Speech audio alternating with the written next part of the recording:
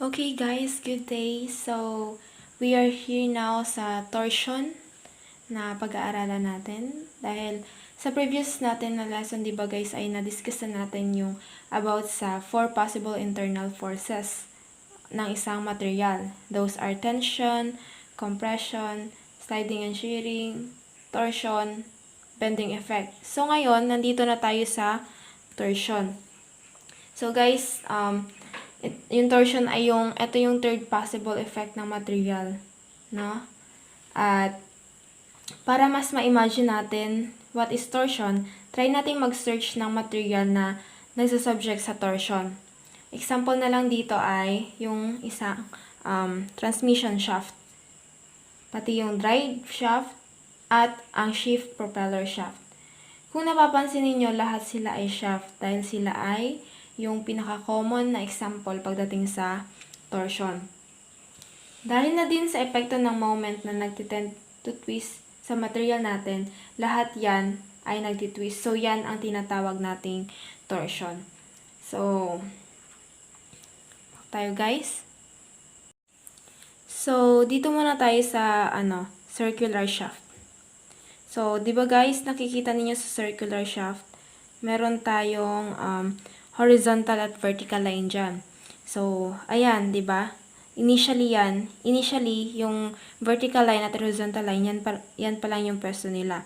Pero nung in-applyan na natin sila ng moment of twist, or twisting moment, ayan, yari, dito tayo nag-twist pag ganito.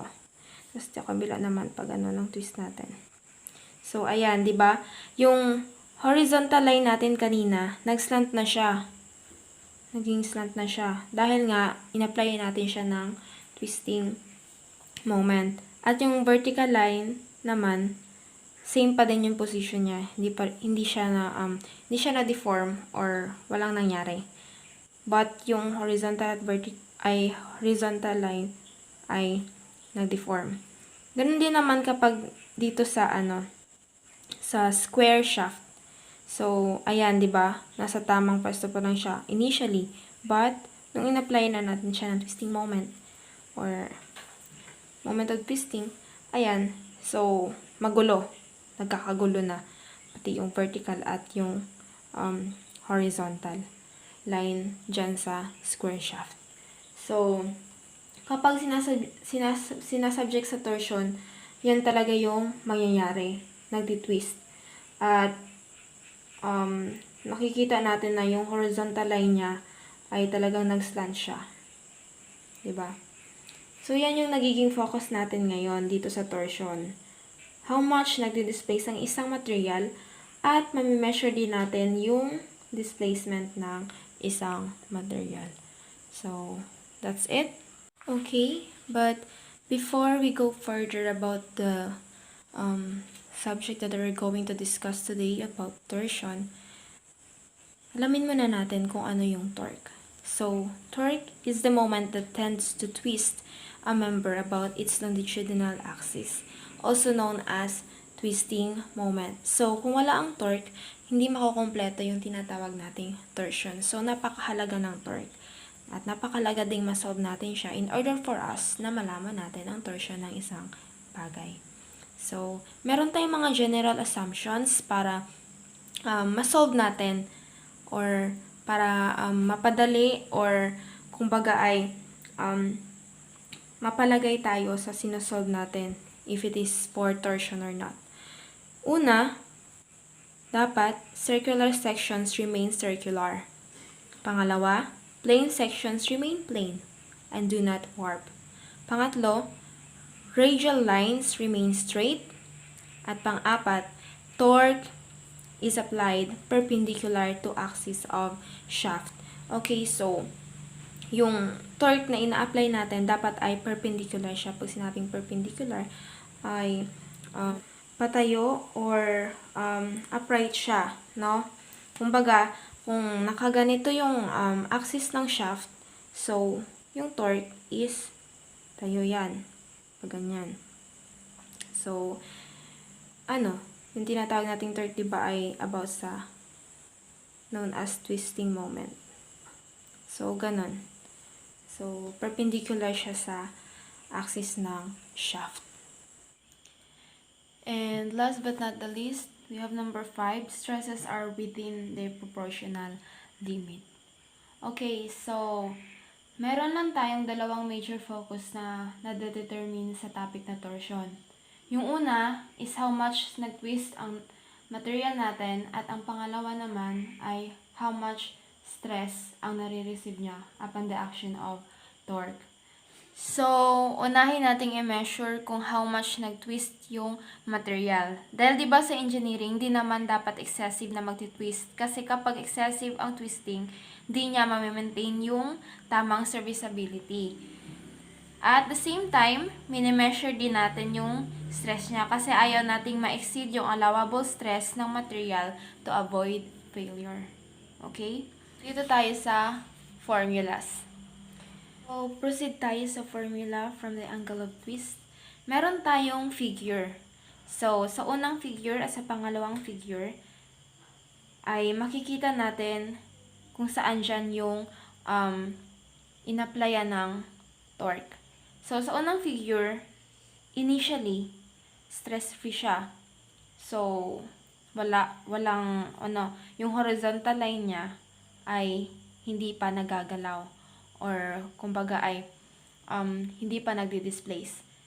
Samantalang dito sa pangalawang figure, nung in-applyan na natin siya ng torque, or yung twisting moment na tinatawag, yung line AB natin ay nag-displace. So, nag-create siya ng angle dito. So, yun yung tinatawag na angle of twist. At para makuha ang angle of twist ng isang material, meron tayong formula na sinusunod. At yan ay ang theta is equal to TL over JG, where the theta is equal to the angle of twist in radians, so dapat naka-measure siya in radians. And T is torque, or yung magiging unit niya ay Nm or lb inch or and etc. At yung L naman yan siya yung length, unit niya ay m or inch and etc. Sa J naman, this is the polar moment of inertia. So, magiging unit niya is equivalent to m raised to 4, inch raised to 4, and etc. Basta raised to 4 siya. Kasi, bakit ganun? Kasi yung J is equal to the Ix plus Iy, which is Ix is equal to pi r raised to 4 over 4, at Iy is equal to pi r raised to 4 over 4. So, ayun. And then, ito yung G natin dyan sa angle of twist ay yung shear modulus of or modulus of rigidity. So, sa mga past discussion natin, 'di ba, yung AI yun yung modulus of elasticity. But here, yung G ang ginagamit natin, which is the shear modulus or modulus of rigidity. So, lagi nating tandaan, the formula in the angle of twist ay theta of T is equal to TL over JG. Okay, so proceed tayo sa shear stress ng torsion, or tinatawag nating torsional shear stress, which is shear stress varies linearly in or with the radial distance P from the axis of the shaft. So, nabigla tayo, diba? Bakit shear stress? In yung previous lesson naman natin, meron namang shear stress. Yung previous lesson natin, yun ay tinatawag na simple shear stress. But dito, shear stress ito ng torsion, or tinatawag natin torsional shear stress. At, meron silang pagkakaparehas pagdating sa formula. At meron din sila syempre pagkakaiba. At yun ay malalaman natin dito. So, meron tayong circle, at yung circle natin na to, ito yung cross-sectional area natin, na isasubject natin siya sa torque. So, ang mangyayari niyan, yung shear stress na made-develop dito, unlike siya shear stress or sa simple shear stress ng previous lesson natin, pare-parehas, di ba, yung ano nila, yung, or equal yung shearing force over the sheared area nila. Pero dito, di na siya pare-parehas. So, from this point, sa cross-sectional area natin, ang mangyayari, habang lumalayo, ay lumalaki yung shear stress. So, yun na yung tinatawag nating tau max. At yung shear stress, ito yung shear stress, shear fiber natin. Nandyan yung maximum shear stress niya. And then at this point, going to this point, ito yung P radius rho natin. At yung shear stress dyan ay yung simple tau lang. Samantalang dito sa radius, nandito yung maximum shear stress. So, para ma-solve natin, meron tayong formula na ginagamit. Okay? So, here's the formula. Ayan.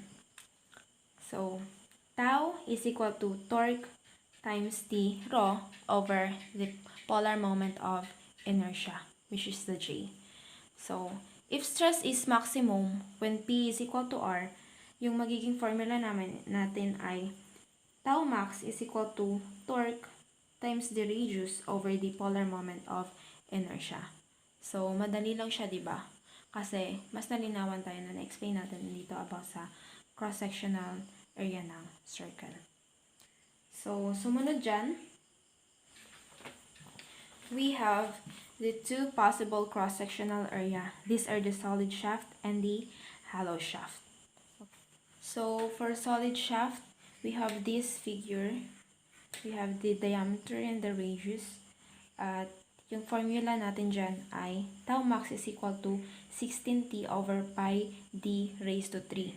Or tau max is equal to 16 times the torque over the pi times the diameter raised to 3. And then, dito naman sa ating hollow shaft, we have this figure. Ayan. Yung diameters ng material or ng circle sa loob. And then, kapag hollow kasi, yan, meron siyang parang area na parang naghati silang dalawa. So, we have the inner diameter and then the outer diameter. And we also have the radius na kabuuan at yung radius din ng inner diameter. So, ayan. Sa hollow shaft, naghalo-halo na lahat. And then, yung formula natin dyan ay tau max is equal to 16 TD over pi times the outer diameter raised to 4 minus the inner diameter raised to 4. Okay? So, dito, sa dalawang formula na to, pwede naman natin siyang saulihin, pero kung madali lang sa inyo mag-derive ng formula, so no need para i-memorize siya. So, dito na tayo sa derivation of formula. So, we have the tau max is equal to TR over J. So, for solid shaft,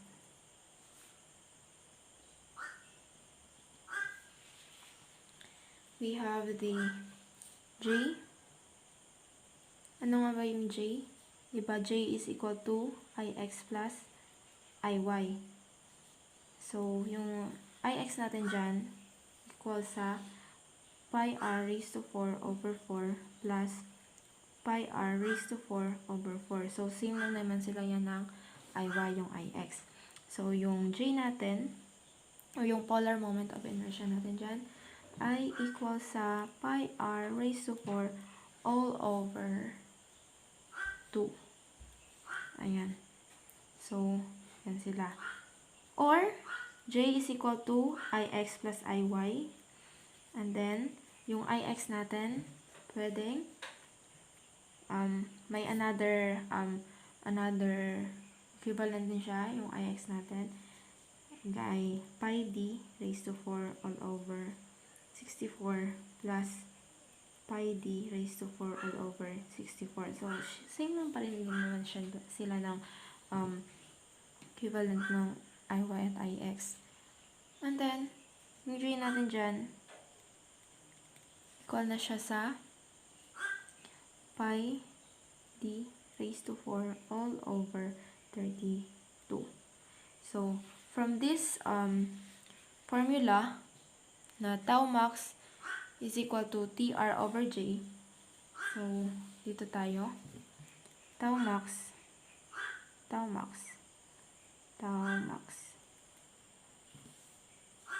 is equal to T natin. And then, dito yung R natin, gagawin natin D over 2 all over yung J natin. Ito yung gagamitin natin. Pi D raised to 4 all over 32. Ayan. So, equal siya dyan sa 32. Taas natin ng 32. 32T D all over 2 pi D raised to 4. So, cancel. 16. Cancel natin ito. 3. So, ang magiging tau max natin for the solid shaft ay 16T over pi D cube. So, ayan na siya. Yun na yung formula natin sa solid shaft, diba? So, check natin. Ayan. So, di sila nagkakalayo. Okay, so proceed tayo sa hollow shaft. For hollow shaft. So, diba, na-imagine nyo pa ba yung kaninang circle na dinowing ko for hollow shaft, yung figure? So, nakikita natin doon sa figure na meron, diba, silang inner circle at outer circle.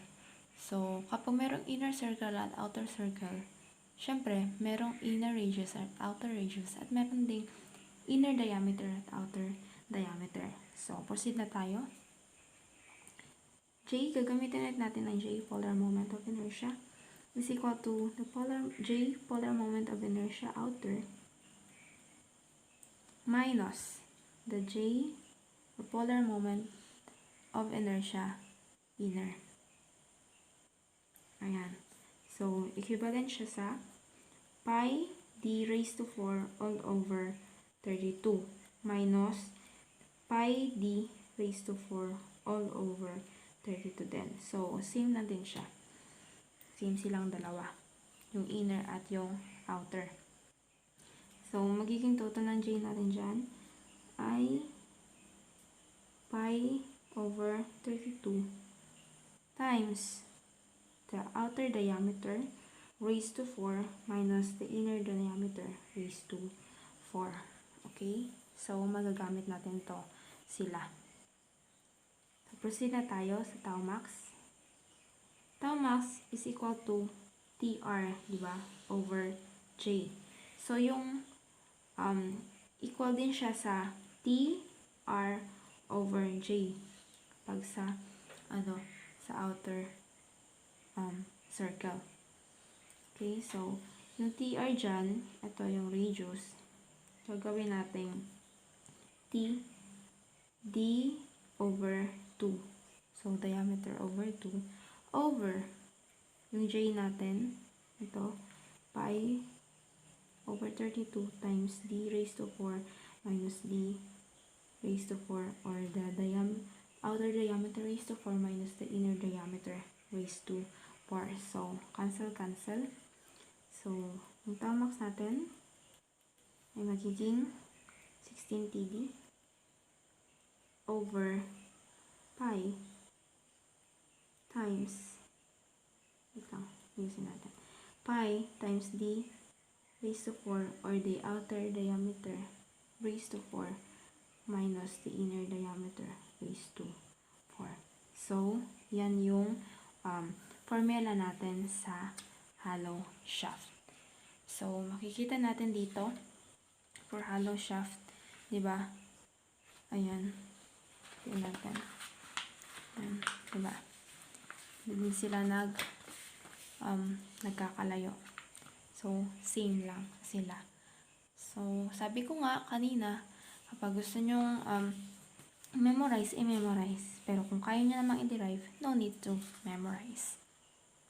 Then, we have the last formula for torsion, the power transmission. Torque in terms of power, or P, is equal to torque times the angular speed. Where P is equal to power, sabi ko nga kanina, or pwedeng maging unit nyo dyan ay N M over S or watts times the, parang W siya, diba? Is equal to 2 pi F or the angular speed rad per second yung magiging unit niya. And then for the F or yung rotational frequency, yung unit niya dyan ay revolution per second. And for the general procedure, we have this one. General procedure statistically indeterminate problems. So, number 1, apply equations of equilibrium. So, tandaan natin yan, equations of equilibrium. Number 2, apply compatibility equations and satisfy boundary conditions. 3, use the torque twist relationships to express the angles of twist in the compatibility equations in terms of the torques. And number 4, solve the equations of equilibrium and compatibility for the torques. So in addition to the topic torsion, we have the sign convention using the right hand rule. So, pakita nga natin yung ating right hand. Ito yun. Okay? So, ito ay ginagamit natin. Yung right hand rule ay ginagamit natin in order for us to know the effect of the torque if it is positive or negative. Okay? So, dito tayo sa unang figure. We have the first figure shaft na ang force niya ay palabas. So, nagtiten siya. Parang tension, tinatawag. So, nagtiten siya into tension. And then, makikita natin na yung torque niya is counter at dito naman ay clockwise. So, kapag ganun, ginagawa natin, gagamitin natin yung right hand rule in order for us to know if the effect of the torque is positive or negative. Gamitin natin. Ito yung mga fingers natin, yung 4 na fingers natin. Ito yung magsisilbing arrow ng arrowhead. At ito naman yung thumb natin. Ito yung magtuturo sa atin kung papalabas ba yung force or magtiten ba yung shaft na yun into tension or magko-compress ba siya. Katulad din sa mga previous lesson natin about sa mga stresses. Okay? So, ito siya. Ang arrow ay counter. So, ganito. So, ganyan. So, palabas yung force. So, ganito. And then, dito naman sa kabila, ang arrow ay pag ganon. So, pag ganito. Ayan. So, nalaman natin na papalabas. So, kapag nangyari yun, ang torque or yung angle of twist natin ay positive. Positive yan. Parang tension lang at compression. Diba? Sa tension at compression, tension, positive. At compression naman ay negative. So, parang ganito lang din yan. And then dito, yung arrow natin or yung forces natin ay papasok. So, yung torque natin, ang torque natin dito muna tayo. Ang torque natin dito ay pag ganon. So, ayan. Tama. Papasok, diba? So, ibig sabihin, dito din, pag ganon. Ayan. So, papasok. So, ibig sabihin, yung torque natin or yung angle of twist natin dyan ay negative. So, ayun lang. Napakadali lang mag-identify using the right hand rule if the effect of torque is positive or negative. So, that's an addition for this topic about torsion. That's all, and thank you.